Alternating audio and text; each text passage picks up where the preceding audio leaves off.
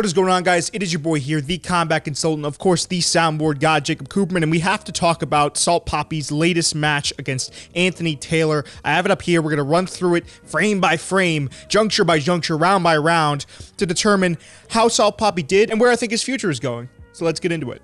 Now, Salt PAPI made a big deal about having 3 rounds. He wanted a shortened time period for this fight because he felt that he could get Anthony Taylor out of here. A lot of people, myself included, before the fight, predicted that Taylor's chin was going to be just a little bit too much and that he was going to really test PAPI. That's exactly what happened, and it just goes to show that sometimes betting on yourself backfires. Now, I don't want to make this video seem like I'm trashing PAPI or I'm saying that this is somehow the end of his career, but what I do want to do is highlight perhaps some of the inadequacies in his game that he could tidy up on to become a real unstoppable force. Here we go. Salt PAPI starts off very confident. You see him using that long guard he usually likes to use. He'll paw at his opponent's lead hand, and then he'll like to drop the cross in there. He tried that a couple of times this fight. The biggest difference to me was that Taylor's chin was just holding up, man. PAPI's countering. His timing was fantastic.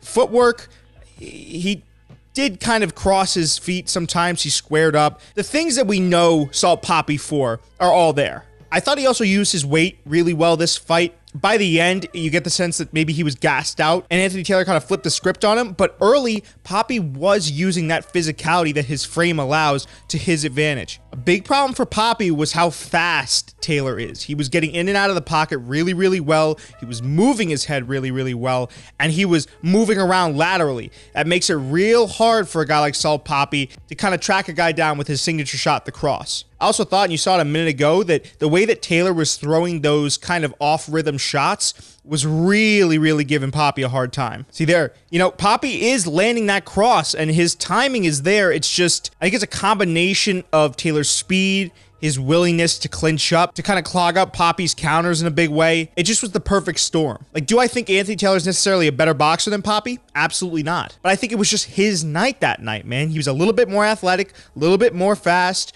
and he was able to withstand the power that a lot of people are not from PAPI. This is the first time, well and truly, at least on the YouTube boxing scene, that we've seen Salt PAPI really get pushed. See there at the end of the round, trying to use those intimidation tactics to get in the head of Anthony Taylor. But we move on now to round number 2.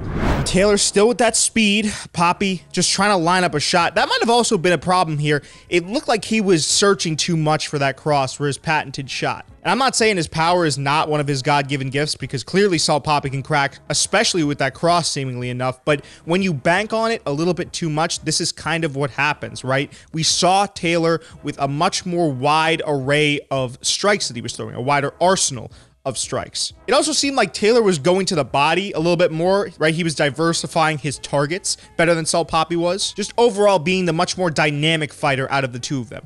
And then even on those missed cross opportunities, you saw it just then, Anthony Taylor was making him pay. He was making PAPI pay whenever PAPI would load up, because he was also kind of telegraphing that cross. Whenever he would miss, whenever he would load up, Taylor was coming over the top with that big counter. There you go. As he's backing up, throwing good shots. Again, we see that mobility kind of just giving Salt PAPI a little bit of an issue. And I gotta say, even though Anthony Taylor was only 5'1", he was successfully throwing looping shots over the guard of Salt PAPI and catching him off balance. He was able to make this fight much more messy. And that's what you need to do when you're at a height and weight and pretty much everything disadvantage, right? You got a very dangerous guy in front of you in Salt PAPI. That's what you need to do. You need to do this right here. Get in, get dirty, clinch, dirty box. This is the biggest factor that I think played a toll in that 3rd round, was Taylor just wearing down on him in that clinch. At this point, this is when I believe Taylor starts to run away with it. PAPI's still trying to hit those counters, but now Taylor's just being faster. Look at that. He gets out of the way of the shot really quickly. Taylor definitely had some mechanical issues. He was also squaring his feet up. He was leaving his head wide open on those looping shots. But it seems like Salt PAPI just couldn't correctly find that target for the life of him. And the wildest part about all of this is if this had went to, let's just say, 8 rounds, like these Misfits fights are usually scheduled for, Salt PAPI probably could have fought his way back in and settled his way back into finding more counter opportunities and finding better timing, right? Better placement on his shots. But because it's 3 rounds like he specifically asked for, the much more active, faster, and more physical man won. And Taylor, it looks like he had the gas tank, man. He really, really worked in this camp on cardio, and you could tell, right? He didn't come in the best shape. He's not 6% body fat, but it's clear that he was doing a lot of road work, a lot of bicycling,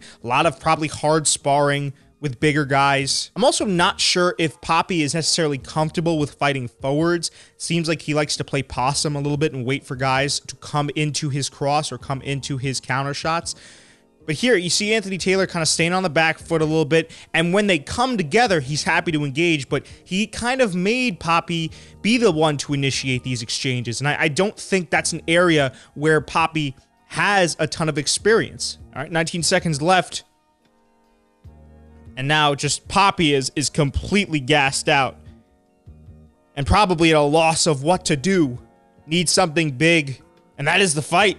So the big question, is Salt PAPI finished? Absolutely not. This man is a bright star. He has a bright future ahead of him. He is a must watch, especially now coming off of a loss. A lot of people are going to be tuning in to see how he fares in his next fight. I'd hope it's going to be 8 rounds, so he has a little bit more time to kind of play it conservative instead of having to come out aggressive. I think he was banking on Taylor coming out aggressive. Taylor sat back and made him play his game. Fantastic ring IQ by Taylor. Fantastic physicality. Great cardio. He was just the better man on the night of. Salt PAPI will absolutely be fine, but I think this is one of those performances where if you're him or you're his team, you take a hard look at this loss and you say, okay, how can this make us better? This will be one of the best things that's ever happened to Salt PAPI's career. Oh, also, if this gets the amount of hate that the last video did, just know that Salt PAPI watched my video and was a fan.